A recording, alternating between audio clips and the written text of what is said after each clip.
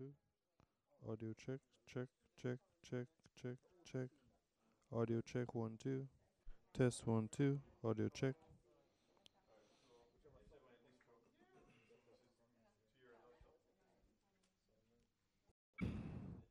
Check 246.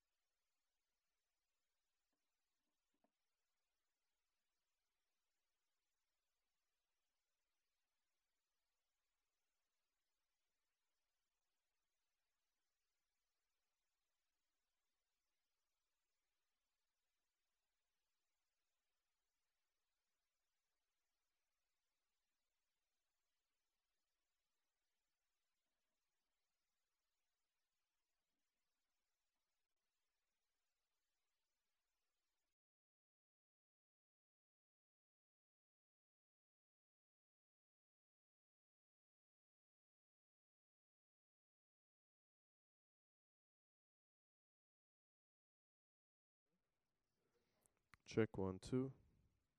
Check 1 2. Check 1 2. Mm. Check 1 2. Still hot?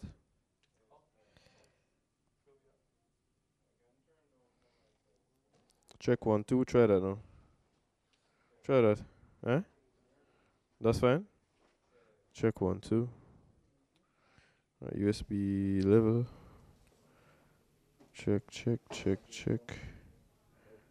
Check. Check 1 2.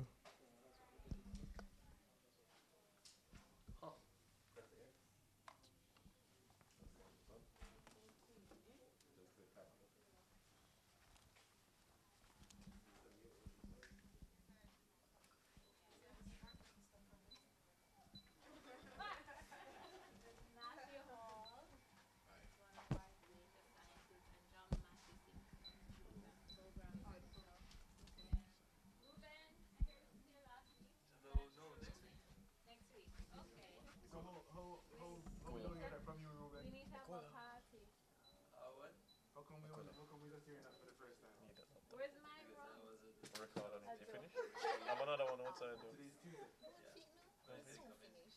No, what happened is that this one have the application I need. So, but still have to run over down and give you still. Oh yeah, you can copy down and use something. I use that one to record. Turn on the TV and see if I get.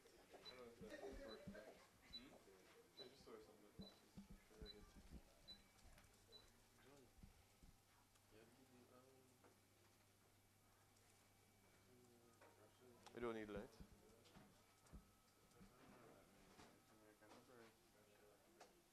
Light to don't make it sharp.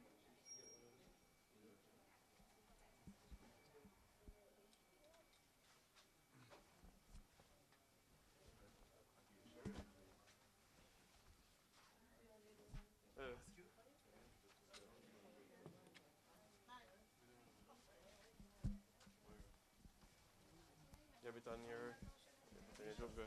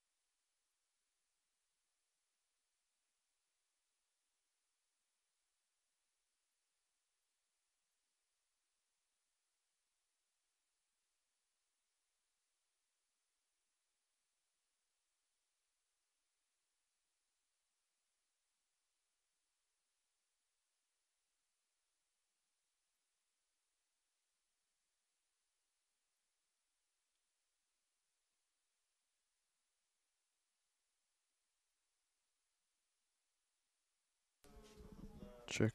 Check 1 2. Check 1 2. Check 1 2.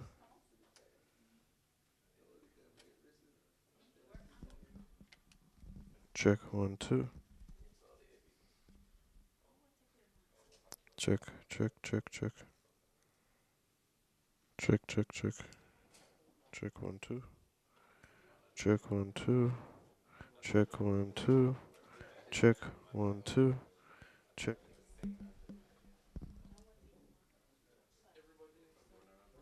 Check. Check. Check. Check. Check. Check. Check. Check. Check. 1 2.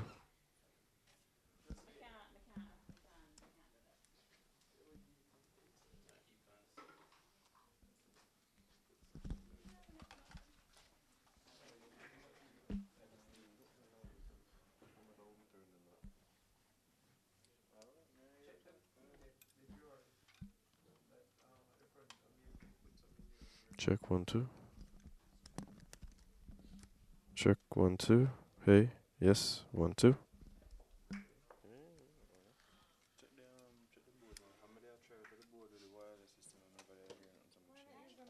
you change? Just take out the Sony vibe. Once I use a wireless and try to plug this in there. Yeah, but what you change about the settings? No, I'm not changing nothing. Try never hear nothing while I'm changing. Yeah, just plug it back. Yeah.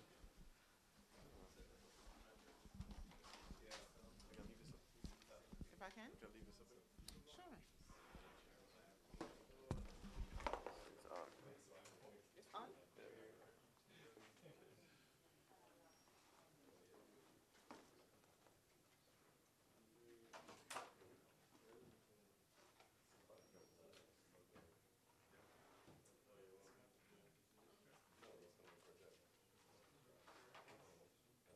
Check. Yes. 1 2. Check 1 2. Check.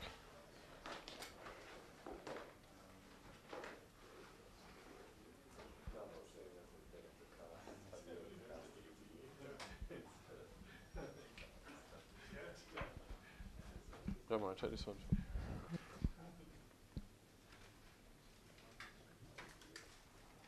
Check 1 2. Check. Yeah. This is your Q&A.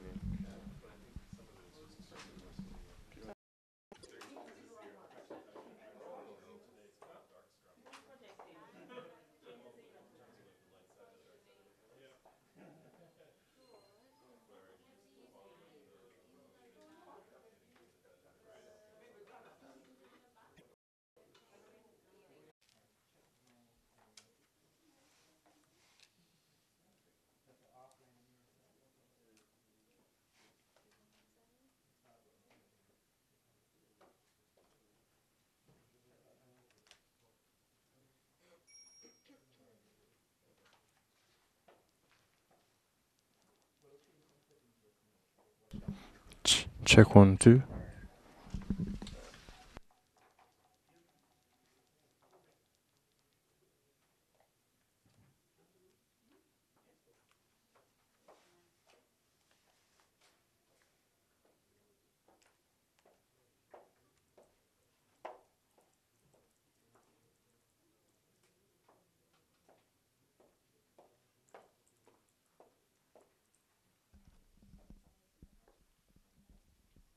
Afternoon, team. Welcome again to our sprint review session. It's a time box event, so we'll spend 30 minutes, and the format will be our product owner, Edward and Jonathan, will take us through what the goal for this sprint was, and then they will hand over to the development team, who will demonstrate what they have done to satisfy the product owner in achieving the goal. At the end of the session, we will take your feedback and questions. So during the demo, we are asking you just to hold on to your questions. If they are burning, you can write them on the sticky, and we'll take them at the end of the session. All right? Eddie, over to you. Thank you, Angelique. Good afternoon, everyone.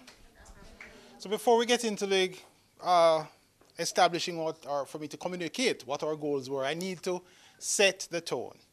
This sprint was a sprint that we don't expect to experience again, but rather peculiar in the sense that, as you know, we went to production in the branches, and we had to spend a day, well, 2 days out of our sprint, this sprint, to ensure that some production activities were executed. And so rather than having a 4-day sprint, our sprint boiled down really to 2 days. Additionally, we had some other movements, yes, thank you for the word, Angeli, that would have impacted the quality of the output. Nevertheless, if we factor in those issues and compare what we delivered this sprint relative to other sprints, we would be just about in line. Instead, we normally do 6 to 7 stories. We took on 3, we delivered 2, so we would fall just about average based on the number of things that happened, the number of days and the manpower that we had working with. That said, the overarching goal for this sprint was for us to refine the process as it relates to handling our voters' ID. In branch today, a non-existing, well, a new customer, let me correct that. A new customer would have been able to present their driver's license to be authenticated. Now we have done some amendments to allow a customer who comes in with their electoral ID to be able to access our facilities and to use them. So that was the focus of our sprint. We also looked at down the road where we're going to be expanding the products that we offer through this medium. And so we created an expanded category. If you had seen the tool before, you would have only seen where we could have accommodated savings accounts. Now, you will be able to see a category for savings and term deposit, which is one of the accounts we're going to offer in the very near future when we have done some development work. So we took on 3 stories, we delivered 2, 1 is still outstanding. The other one that's outstanding has to do with how we manage the data in the back. So a customer inputs their name and address, all the details to open their account. What happens to that data and how secure is the transition of that data to our core systems? So we spent a little time working on that. We're not comfortable that the work we have done stands up to the rigor of scrutiny, so I did not accept that story, and we'll continue to work on it in the next sprint. I think I should tell you that having had our experience in the branch, we got some feedback from some customers. Some of them are on the board. One gentleman said, I think the speed of this service is very good. Another one raised the point, we had a field, phone number field mandatory, and they raised the point, look, do not make both phone numbers, meaning mobile and home phone numbers, mandatory. One other person says, I could recommend this method to their family and friends. And another person said, this way is better than before. Another gentleman in another experience says he could kiss the ground we could walk on. Well, I didn't want to put that one up on there, but he was so elated with the experience. So we feel, and we hope that after you see what we demonstrate here this afternoon, we feel we're on the right track based on the feedback from our customers, not what we're developing. It is what our customers want. Ladies and gentlemen, I'm going to hand over to Radcliffe, who will do the demo of the 2 stories that we have completed successfully.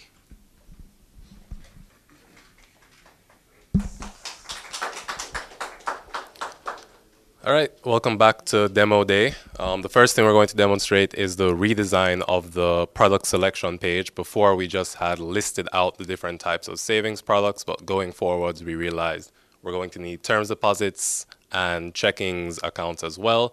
So we've grouped them into categories, and you can select to read more under the savings category to see all the savings account types that we had previously. And similarly, you can do the same term deposits. There isn't anything under it right now, but that's where we're going to put the terms deposit account and the checking account when we have implemented those. Yeah, and the rest of the process is exactly the same. The second thing we're demoing, if we can come over to our state-of-the-art document stand back here.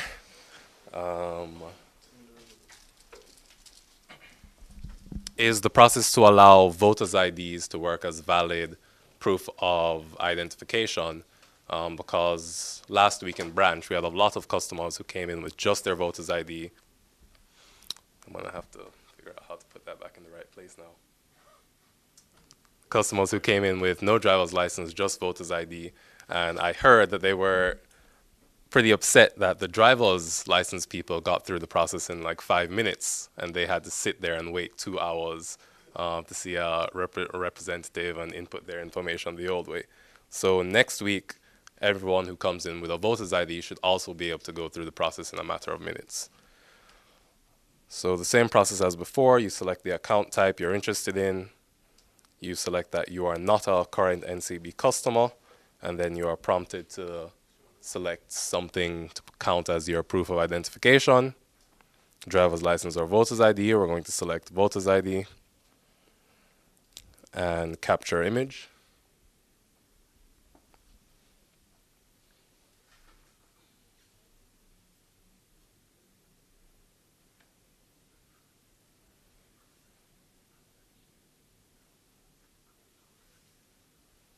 And then we'll be prompted to scan the back of our ID. Yes, that's a piece of tape.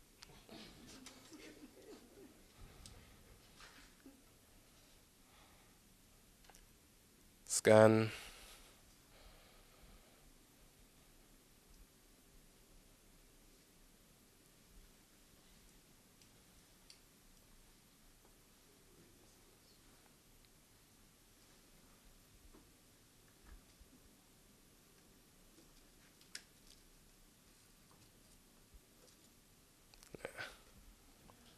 Hold this at an angle. Just like hold that. Thanks. Cool. Try and capture a better picture.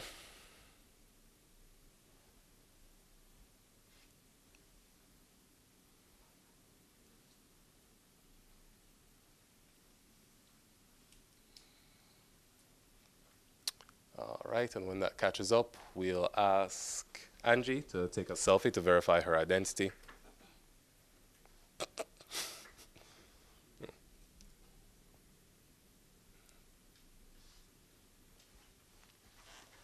Stream is freezing a little, but things are progressing as planned. Just waiting for the display to catch up.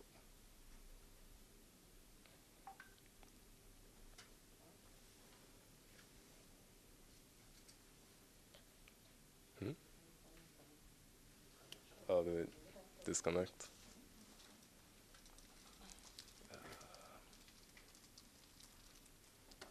Click Smart View.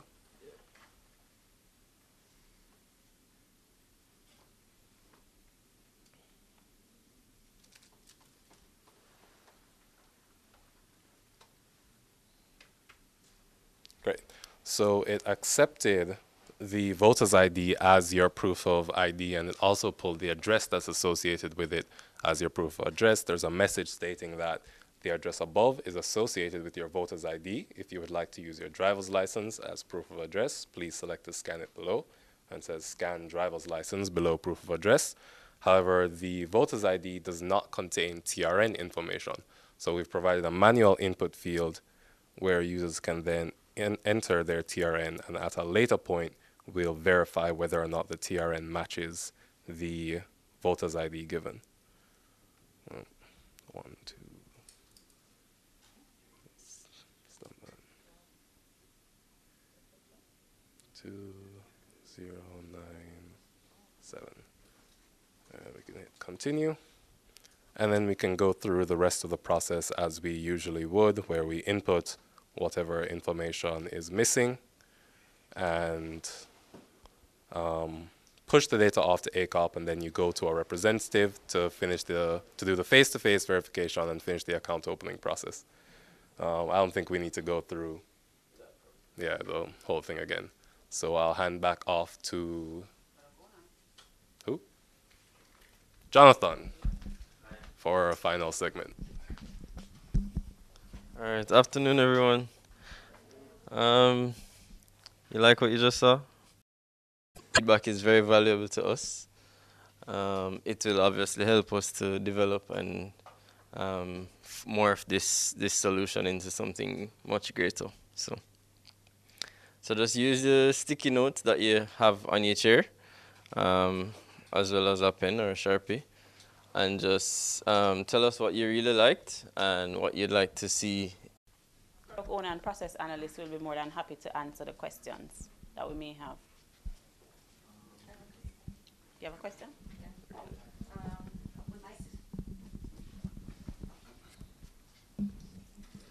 It's not necessarily for those in the room, it's for those to whom we're streaming. Oh, okay.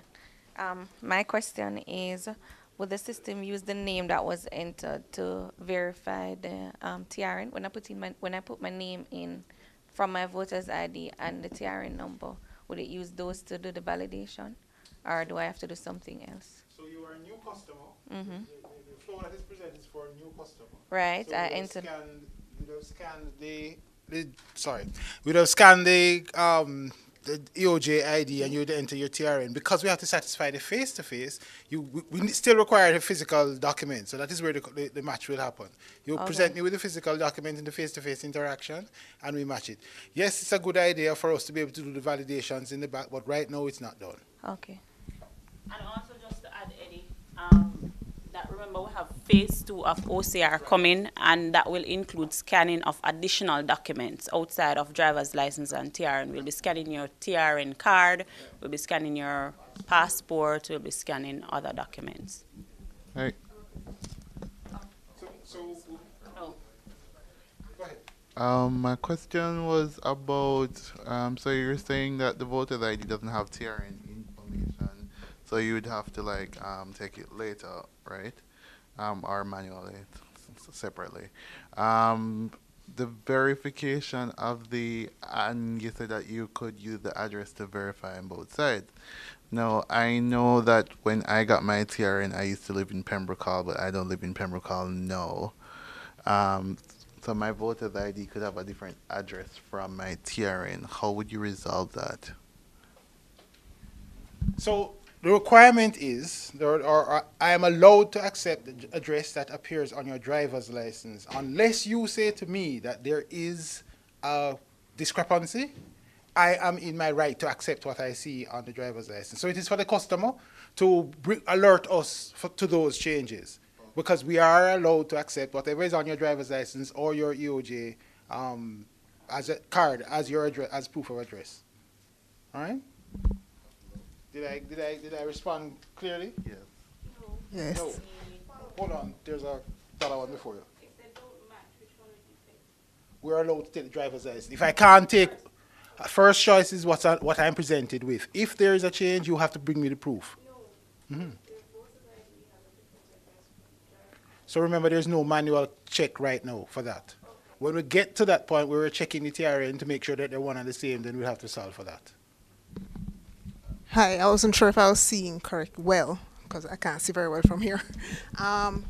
When you scan the data from the IDs, is it populating the information automatically? Yes, or it is. Is the person going in and... No, so when we scan, we have Yeah. checked, pulled the information from the database, it populates our documents. So the person is not retyping their No, they're name? not. Okay. No, they're not.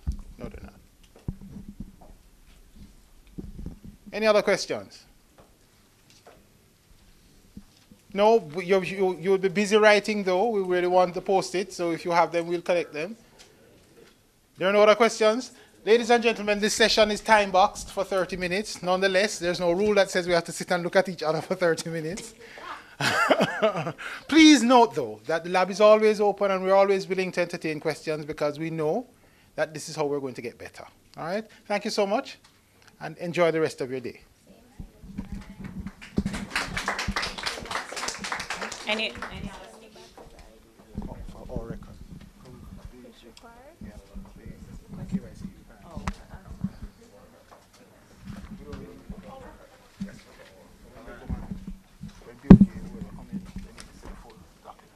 What was your question?